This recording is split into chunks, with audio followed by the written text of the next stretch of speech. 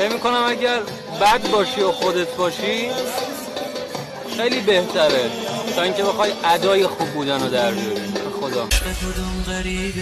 یهو به جونت افتاد چی شد که خیلی ساده عشقمه بردی از یاد قلبمو بی تفاوت بگردی زیر پاهاش گول نگاشو خوردی تو که فریب حرفاش تو که فریب حرفاش کنتور که نداره اصلا بالامون نمک بدم و عجینه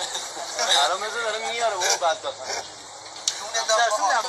آقا داریم آزار میدیم علی رضا آیا افشار پدرشون مزرعه دارن خیار شور میکنن مستقیم